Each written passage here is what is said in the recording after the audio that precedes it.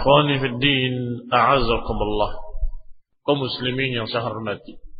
Maka beberapa tahun lagi, atau mungkin beberapa bulan lagi, atau mungkin beberapa hari lagi kita mati dan kita akan menghadapi alam kubur, akan ditanya oleh Allah Subhanahu wa taala, "Man rabbuka? Ma dinuk? Wa man nabiyyuk?" Akan ditanya, apa agamamu, siapa Rabbmu, dan siapa nabimu. Dan niscaya orang-orang munafik, orang-orang yang hanya ikut-ikutan di dunia, orang-orang yang tidak yakin dengan agamanya, nggak bisa menjawab. Dan Allah kisahkan melalui lisan Rasulnya SAW. Rasulullah SAW berkata, nanti ketika mereka ditanya, "Man rabbuka?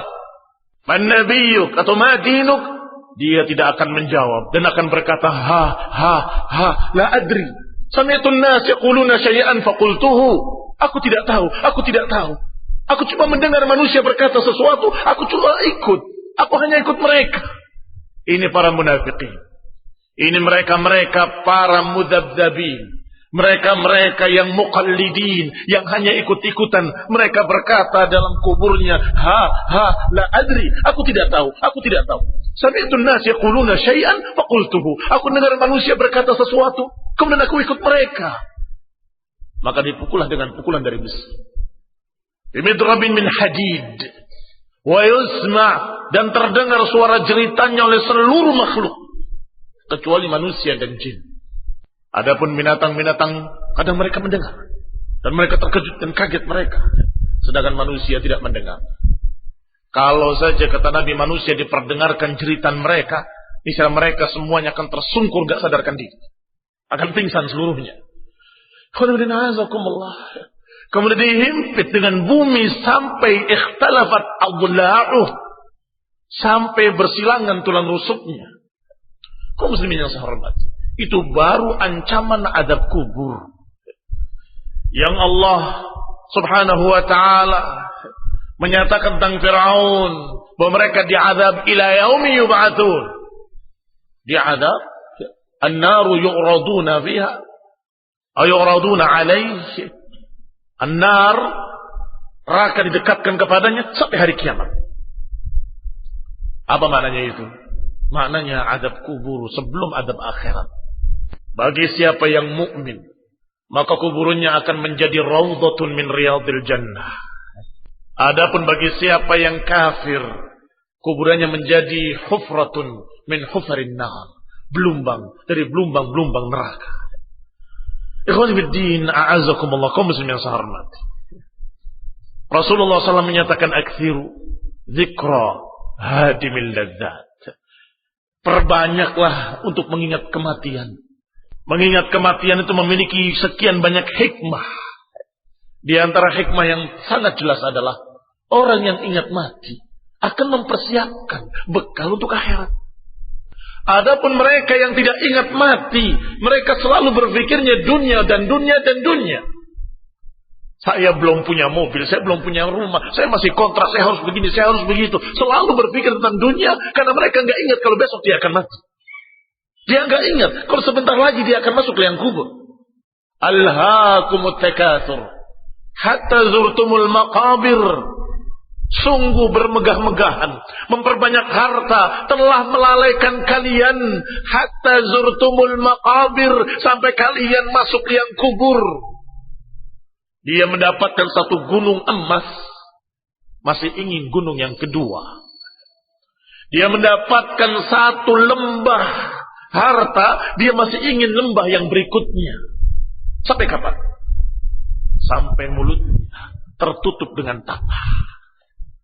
Sampai mulutnya dipenuhi dengan tanah, baru dia tidak bisa lagi mengharap apa-apa dari dunia. Sudah datang hadimul ladzat, sudah datang sang penghancur kelezatan.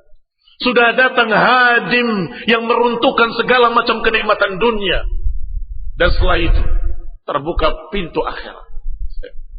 Dimulai pintu akhirat dengan alam kubur, alam barzakh. Kemudian dibangkitkan yaumul qiyamah untuk dihisab, dikumpulkan di padang mahsyar, kemudian ditanya oleh Allah yaumul qiyamah, Ditanya kenapa engkau berbuat begini, kenapa engkau berbuat begitu. Semuanya akan ditanya dan dia akan dihadapkan pada Allah Subhanahu wa taala. Laisa bainahu wa bainallahi turjuman. Enggak ada penterjemah antara dia dengan Allah, hanya dia dengan Allah Subhanahu wa taala.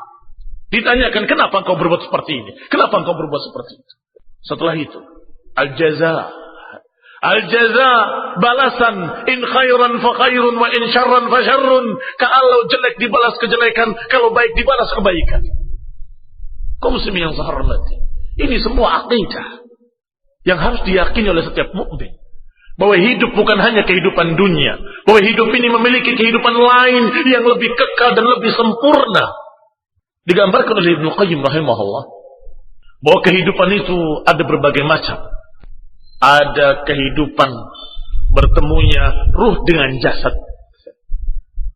di dalam rahim. Apakah hidup atau tidak hidup? Hidup, tapi serba terbatas. Dunianya hanya rahimnya, gerakannya terbatas pula. Tapi mau dikatakan tidak hidup? Tidak bisa. Dia hidup, punya jasad dan punya ruh. Ternyata dalam kehidupan rahim ini ada kehidupan yang lebih sempurna.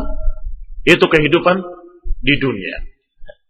Ternyata dia lahir di dunia memiliki kehidupan lain. Yang dibandingkan dengan kehidupan rahim lebih sempurna. Ternyata di sana ada kehidupan lain setelah mati. Yaitu di alam barzakh. Yang itu tidak kita ketahui seperti apa. Dan bagaimana. Kata Ibnu Qayyim itu juga kehidupan. Karena mereka mengalami pertanyaan, mereka mengalami siksaan kalau mereka kafir, mereka mengalami kebaikan-kebaikan di kuburnya kalau mereka mukmin. Itu semua menunjukkan kalau mereka memiliki kehidupan lain, yaitu kehidupan barzakh, alam barzakh. Setelah itu masih ada kehidupan yang berikutnya. Kehidupan kata Ibnu Qayyim rahimahullah yang paling sempurna, berkumpulnya ruh dengan jasad. Yang paling sempurna adalah bertemunya roh dengan jasad di akhirat nanti. Di dunia tidak bisa melihat Allah Subhanahu wa taala. Abi Musa alaihi salam meminta pada Allah Subhanahu wa taala, "Arini anzur ilaik."